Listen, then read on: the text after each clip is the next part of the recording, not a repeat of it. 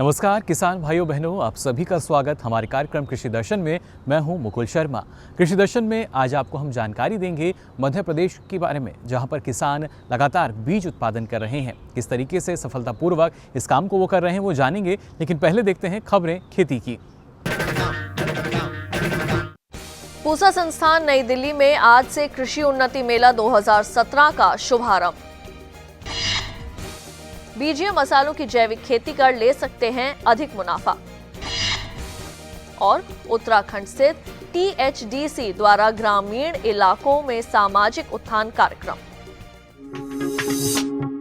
नमस्कार, खबरें खेती की में आप सभी का स्वागत है। मैं हूं ज्योत्सना वाहल और अब खबरें विस्तार से। हर वर्ष की भांति इस वर्ष भी नई दिल्ली स्थित भारतीय कृषि अनुसंधान संस्थान पूसा के प्रांगण में 15 मार्च से 17 मार्च 2017 तक कृषि उन्नति मेला आयोजित किया जा रहा है। 15 मार्च से भारतीय कृषि अनुसंधान संस्थान पूसा के प्रांगण में कृषि उन्नति मेला 2017 का उद्घाटन केंद्रीय कृषि एवं किसान कल्याण मंत्री राधा मोहन सिंह द्वारा किया गया। इस 3 दिवसीय मेले के शुभारंभ में हजारों किसान भाई बहनों ने भाग लिया। मेले के उद्घाटन सत्र में बोलते हुए केंद्रीय कृषि एवं कल्याण मंत्री ने किसान हितैषी योजनाओं के बारे में बताया। भारतीय कृषि अनुसंधान संस्थान के मेला प्रांगण में आप लोगों के बीच उपस्थित होकर मैं अपार हर्ष का अनुभव कर रहा हूं।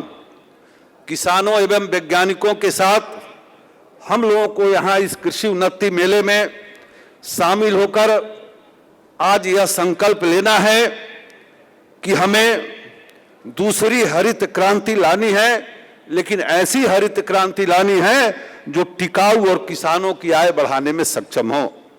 मित्रों, भारतीय कृषि अनुसंधान संस्थान जो पहली हरित क्रांति का जनक था, आज फिर हमारे देश के किसानों ने उन वैज्ञानिकों की ओर आशा भरी नजरों से देख रहे हैं। मुझे यह बताते हुए अपार हर्ष हो रहा है कि संस्थान के द्वारा विकसित प्रजातियों के प्रचलन में आने से हमारे देश के कृषि अर्थव्यवस्था में गुणात्मक एवं सार्थक परिवर्तन देखने को मिला है। इस अवसर पर कई कृषि पत्र पत्रिकाओं का भी विमोचन किया गया, जिसमें केंद्रीय कृषि राज्य मंत्री सुदर्शन भगत ने मेले में कृषि उन्नति प्रदर्शनी के स्टॉलों का भी अवलोकन किया। हमारे दैनिक भोजन में मसालों का महत्वपूर्ण योगदान है। इसमें भी बीजीय मसालों का, जिसमें जीरा, मेथी, सौंफ, धनिया, अजवाइन, कलौंजी आदि है। आजकल जैविक तरीके से इन बीजीय मसालों की खेती कर हमारे किसान अच्छा मुनाफा कमा रहे हैं। इस बारे में हमारे कृषि वैज्ञानिक प्रयासरत हैं। राजस्थान राज्य में स्थित राष्ट्रीय बीजीय मसाला अनुसंधान केंद्र तबीजी अजमेर के कृषि वैज्ञानिक जैविक पद्धति से इन मसालों की खेती पर अनुसंधान कर रहे हैं, जिससे कि इन मसालों का प्रयोग कर हम अनेक बीमारियों एवं रोगों से बच सकते हैं। इस जैविक पद्धति द्वारा बीजीय मसालों की तकनीक के बारे में जानकारी देते हुए इस संस्थान के प्रधान वैज्ञानिक डॉक्टर राधेश्याम मेहता ने बताया, बीजीय मसालों के अंदर जैविक खेती एक बहुत ही महत्वपूर्ण स्थान रखती है, क्योंकि जैविक खेती से पैदा किया गया मसाला की गुणवत्ता अच्छी होती है। और अगर अच्छी गुणवत्ता वाला बीजीय मसाला हमें मिलेगा तो उसकी हमारे देश के अंदर और विदेशों के अंदर अच्छी कीमत मिलती है। और अच्छी कीमत मिलने के लिए ये बहुत ही ज़रूरी है कि बीजीय मसालों की गुणवत्ता अच्छी होना चाहिए।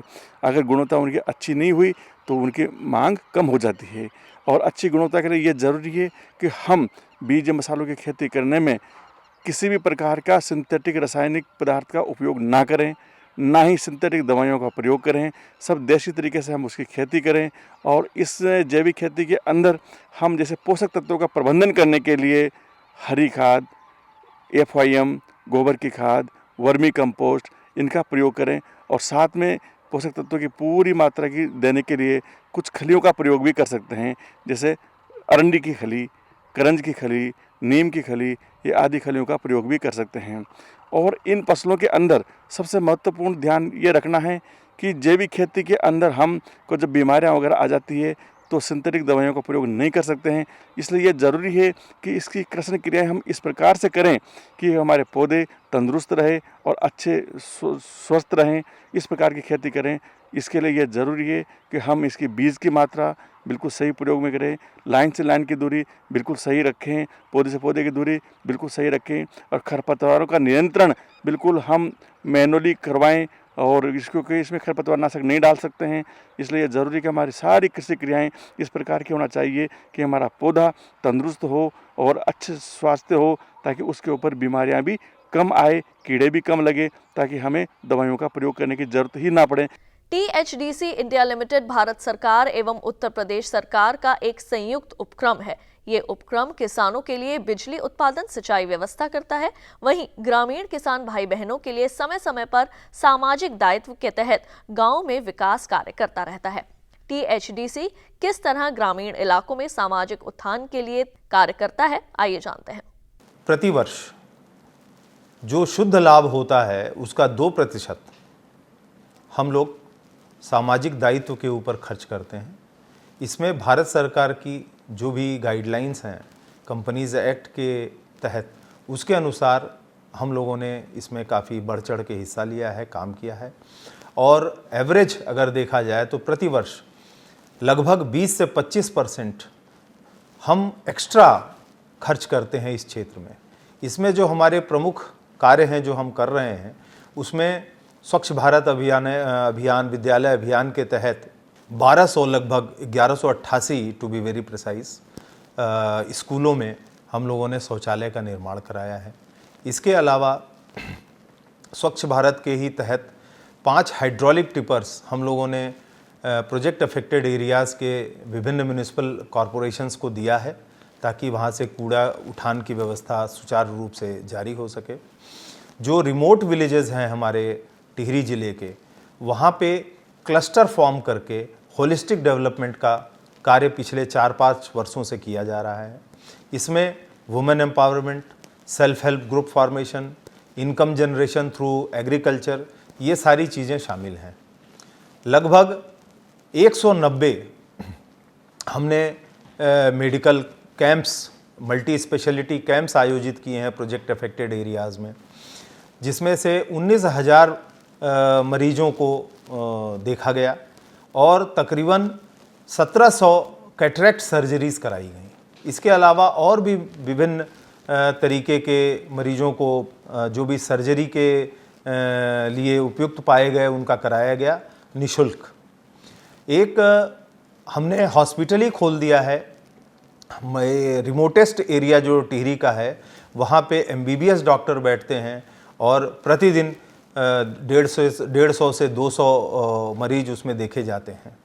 तो इस तरीके से सुचारू रूप से प्रोजेक्ट अफेक्टेड एरियाज़ में हमारा मेन ध्यान केंद्रित होता है कारपोरेट सोशल रिस्पॉन्सिबिलिटी के तहत। इसके अलावा समय समय पर भारत सरकार की जो भी गाइडलाइंस होती हैं उसके तहत हम लोग कार्य करते हैं। खेती किसानी में मौसम का महत्वपूर्ण योगदान होता है। देश की अधिकतर खेती मौसम पर ही आधारित है और मौसम की सही जानकारी होने से किसान अच्छा फसल उत्पादन करने में सफल होता है। तो आइए अब लेते हैं मौसम की जानकारी।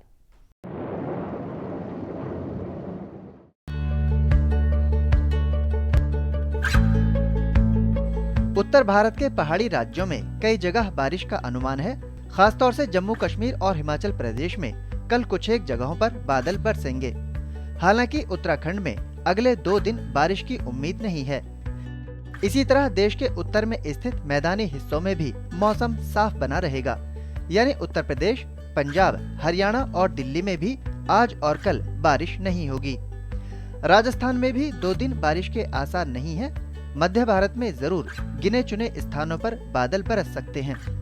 मौसम विभाग के मुताबिक पश्चिमी मध्य प्रदेश में कल 1-2 जगहों पर बारिश हो सकती है, जबकि छत्तीसगढ़ में दोनों दिन इक्का दुक्का स्थानों पर बादल बरस सकते हैं। मध्य महाराष्ट्र, मराठवाड़ा और विदर्भ में भी कुछ जगहों पर 2 दिन बरसात की संभावना है, लेकिन गुजरात में बारिश के कोई आसार फिलहाल नजर नहीं आ रहे हैं। पूर्वी भारत में उड़ीसा ही ऐसा राज्य है जहां कल कुछ स्थानों पर छींटे पड़ने की उम्मीद है, जबकि बिहार, झारखंड और पश्चिम बंगाल में आज और कल पानी नहीं बरसेगा। पूर्वोत्तर राज्यों की बात करें तो अरुणाचल प्रदेश, असम, मेघालय में कई जगहों पर बारिश का अनुमान है, जबकि नागालैंड, मणिपुर, मिजोरम और त्रिपुरा में बारिश नहीं होगी। दक्षिण भारत में तटीय आंध्र प्रदेश, तेलंगाना और रायलसीमा में 1-2 स्थानों पर बारिश हो सकती है, जबकि तमिलनाडु में कई स्थानों पर तो केरल में अनेक जगह आज और कल दोनों दिन पानी बरसेगा। तटीय कर्नाटक, उत्तरी कर्नाटक के अंदरूनी हिस्सों और दक्षिण कर्नाटक के अंदरूनी हिस्सों में भी कहीं-कहीं बारिश की संभावना है। खेती की खबरों में आज बस इतना ही। और अधिक रोचक और ज्ञानवर्धक जानकारियों के लिए देखते रहिए कृषि दर्शन। नमस्कार। ये लो और बताओ। बस। अरे ये क्या भैया जी, बस इतनी सी रासायनिक खाद? किसानी छोड़ रहे हो क्या? किसानी नहीं, नादानी छोड़ रहे हैं। मिट्टी की जांच कराई है। अब तो लालाजी जितनी जरूरत है उतने ही उर्वरक खेत में डालेंगे। हाँ, किसान भाई आज ही अपने जिले की नजदीकी भूमि परीक्षण प्रयोगशाला में मिट्टी की जांच जरूर करवाएं और मिट्टी में पोषक तत्व, नमी व पौधे के विकास को देखते हुए केवल जरूरत के अनुसार ही पोषक तत्व डालें। और हाँ, मिट्टी में गंधक, जस्ता, बोरोन जैसे सूक्ष्म पोषक तत्वों का पता लगाना भी न भूलें। उर्वरक और जैविक खाद के सही उपयोग से भूमि का उपजाऊपन बनाए रखें, उत्पादकता बढ़ाएं, खर्चा घटाएं और बहुमूल्य विदेशी मुद्रा बचाने में भी सहयोग दें। और हाँ, धीमी गति से नाइट्रोजन उपलब्ध कराने वाले उर्वरकों जैसे नीम लेपित यूरिया को प्राथमिकता दें और यूरिया का पत्तों पर छिड़काव करें। अरे वाह, तू तो सचमुच समझदार हो गया रे। अधिक जानकारी के लिए संपर्क करें जिला कृषि अधिकारी या किसान कॉल सेंटर। किसान भाइयों, जैसा आप सभी जानते हैं, लगातार हमारे कृषि विशेषज्ञ और खासतौर से पूसा की अगर बात की जाए, लगातार किसानों को तकनीक का ज्ञान दिया जाता है।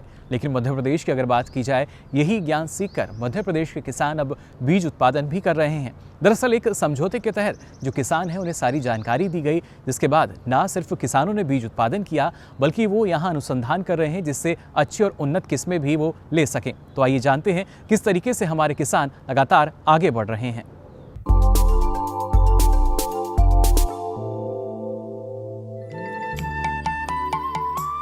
मध्य प्रदेश का गौरवमयी विरासत लिए जिला मंदसौर, जहां शिवना नदी पर स्थित पशुपतिनाथ का मंदिर है। इस मंदिर में स्थापित शिव की अष्टमुखी प्रतिमा पशुपतिनाथ के नाम से जानी जाती है, जिसकी तुलना नेपाल स्थित पशुपतिनाथ प्रतिमा से की जाती है। वहीं पैदावार की दृष्टि से ये जिला मुख्यतः अफीम, लहसुन, सोयाबीन, मक्का, गेहूं एवं औषधीय मसालों के रूप में प्रसिद्ध है। मंदसौर से 3 किलोमीटर दूर ग्राम चांगली में सिपानी कृषि अनुसंधान फार्म भी स्थित है, जहां पर सारे साल खरीफ एवं रबी फसलों के बीज उत्पादन पर अनुसंधान कार्य चलता रहता है। इस फार्म पर मुख्यतः मक्का, सोयाबीन, अरहर, गेहूं एवं अन्य मसालों पर कार्य हो रहा है।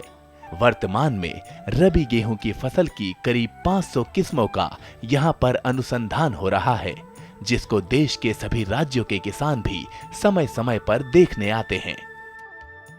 हम यहाँ पर आए हैं, यहाँ करीब 500 वैरायटी इन्होंने लगा रखी है और इनमें एक चपाती वाली गेहूं और ड्यूरू मक्का दोनों ने इनका क्रॉस करके एक नई वैरायटी तैयार कर रहे हैं, जिसके तना बहुत मजबूत है, दाना भी बढ़िया है।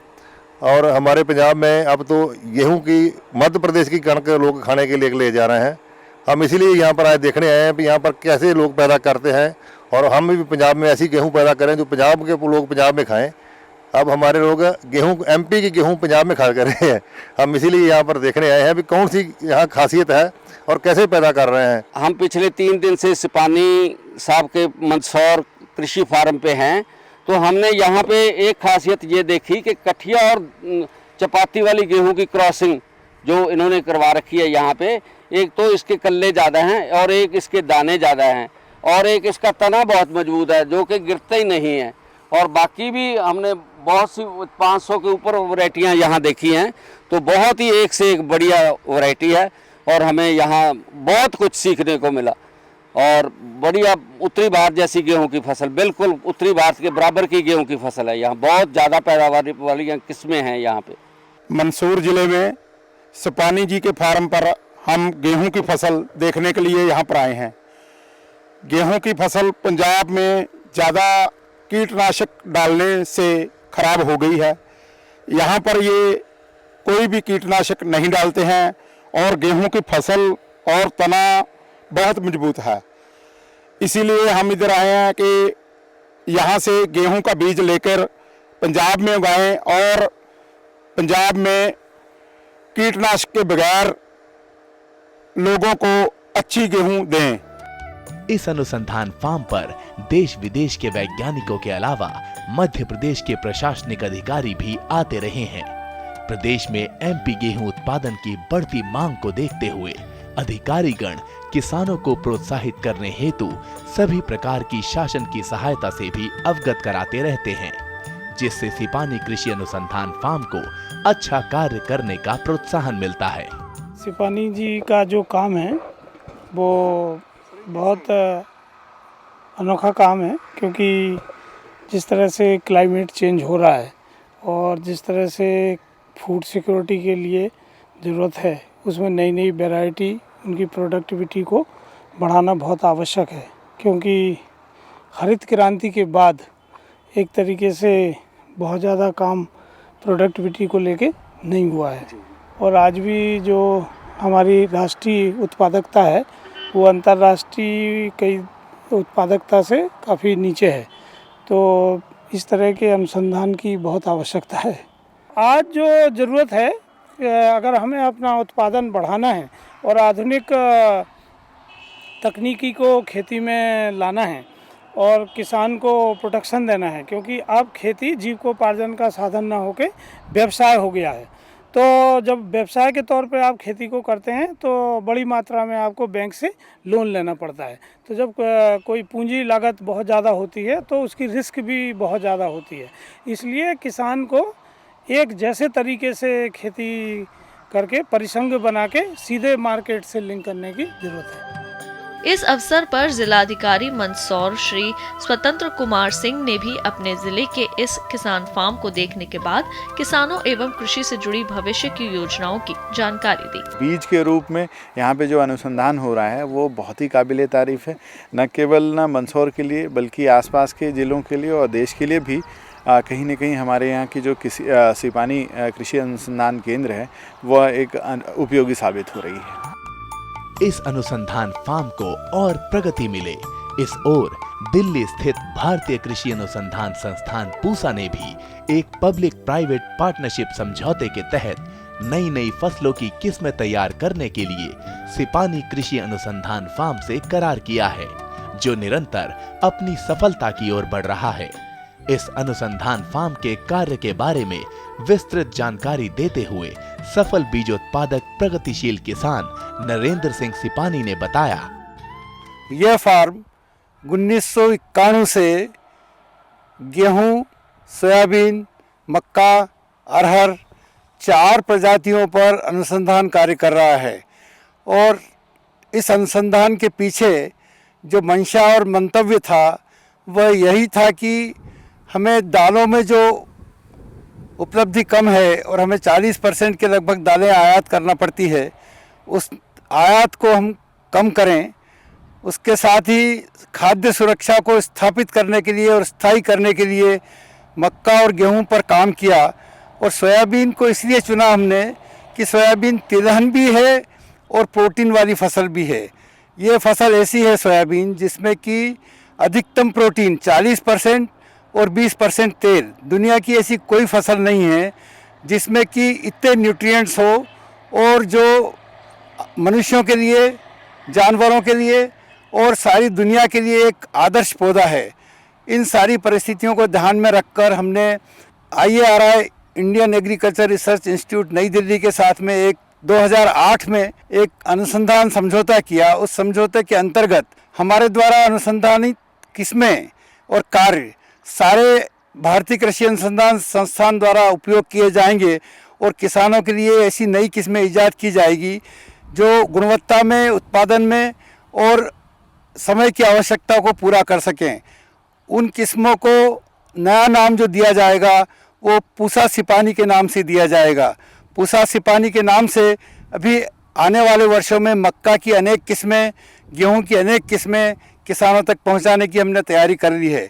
मक्का में करीब 200 हाइब्रिड IARI के माध्यम से बनाए गए हैं। उन हाइब्रिड का टेस्ट धारवाड़, मंदसौर और दिल्ली में हो रहा है और उसमें जो साइंटिस्ट काम कर रहे हैं उनका ये मानना है कि आने वाले वर्षों में हम मक्का की ऐसी जातियां विकसित कर पाएंगे और ऐसी जातियां दे पाएंगे जो सभी पत्तों के रोगों से सुरक्षित हो, जिनमें स्टे ग्रीन कैरेक्टर हो, जो पकने तक हरी रहे। और इसी एक कैरेक्टर के कारण मक्का का उत्पादन 15% से 20% तक बढ़ाया जा सकता है। इसी तरह सोयाबीन में मैकेनिकल हार्वेस्टिंग के लिए ड्यूरेशन के हिसाब से, क्योंकि जो सोयाबीन का क्षेत्र है उसमें 90 से 100 दिन से 90 दिन की फसल बोई जाती है, और जो IRI की जो जातियां थी वो 130 दिन या 120 दिन की थी।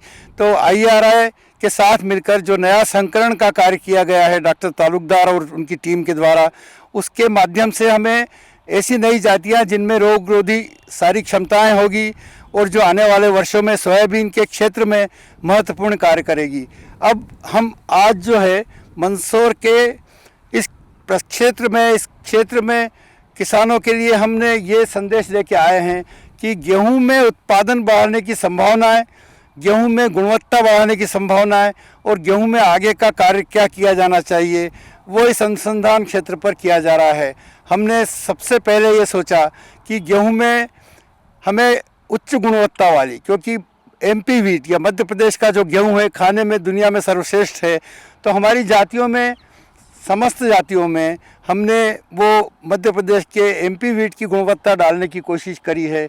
और लोकल और मैक्सिकन इनके संयोग से जो नई जातियां पैदा हुई है वो उसमें करीब 250 जातियां हमने बनाई है और देश की 250 जातियां दूसरी है। कुल मिला के 500 से अधिक जातियां यहाँ पर प्रदर्शन के लिए लगाई हुई है।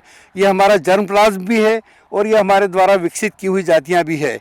इन जातियों के माध्यम से हम किसानों के खेतों तक जाते हैं, किसानों के यहाँ हम प्रदर्शन डालते हैं और हमने पाया कि हमारी मोहनवंडर जाति सारे देश में लगभग 2 मिलियन हेक्टेयर में लगाई जाती है।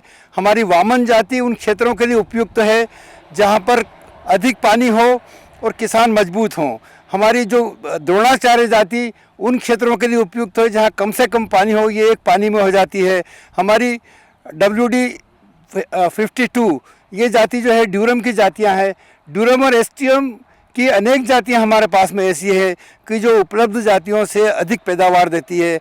हमारे यहाँ प्रदर्शन के तौर पर हमने करीब 100 जातियां अलग से लगा रखी है और वो किसान आते हैं, देखते हैं, चयन करते हैं और उनमें से उनको हम उनकी पसंद का बीज थोड़ा सा करीब 1 किलो हर किसान को देने का प्रयत्न करते हैं। ये हमारा एक्सटेंशन का काम है जो IRI के साथ हम कर रहे हैं।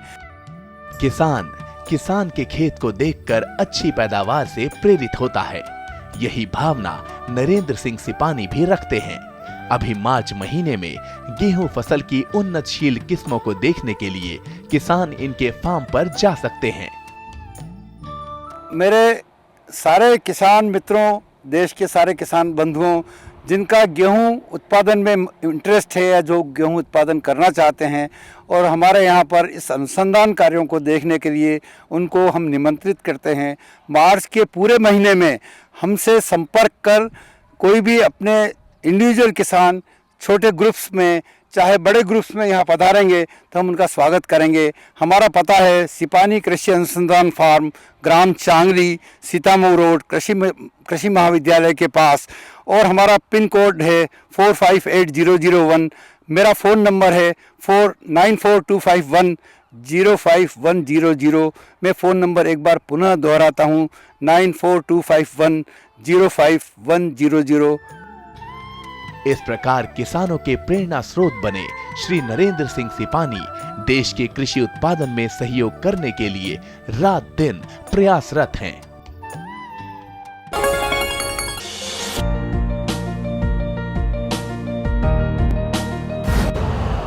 यूरिया का स्वदेशी उत्पादन 70 लाख टन बढ़ाने के लिए 6 उर्वरक संयंत्रों का उद्धार किया जा रहा है।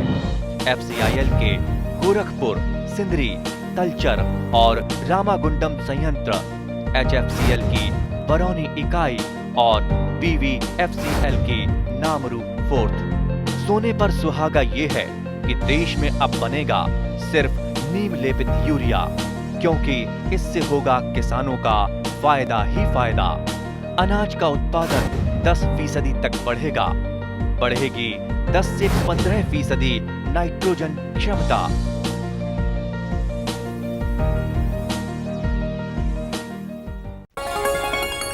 आपको हमारा कार्यक्रम कृषि दर्शन कैसा लगा? अपने सुझाव, प्रतिक्रियाएं एवं सवाल हमें इस पते पर भेजें। कृषि दर्शन, कमरा नंबर 10, CPC दूरदर्शन, खेलगांव, नई दिल्ली 110049। जुड़िए हमारे साथ ट्विटर पर twitter.com/कृषिदर्शन-dd, फेसबुक पर facebook.com/कृषिदर्शन-dd और देखिए कृषि दर्शन अब YouTube पर भी youtube.com/user/कृषिदर्शन-dd। भेजें हमें मेल कृषिदर्शन-dd@gmail.com पर। तो फिलहाल किसान भाइयों बहनों, वक्त हो चला है आपसे विदा लेने का। कल फिर हाजिर होंगे और आपको चलते चलते हम कल के बारे में बता देते हैं। कल आपकी चिट्ठी, आपके पत्र यानी आपके जो सवाल हमारे पास आते हैं उनके जवाब देंगे हमारे विशेषज्ञ। लेकिन फिलहाल के लिए मुझे दीजिए इजाज़त। नमस्कार।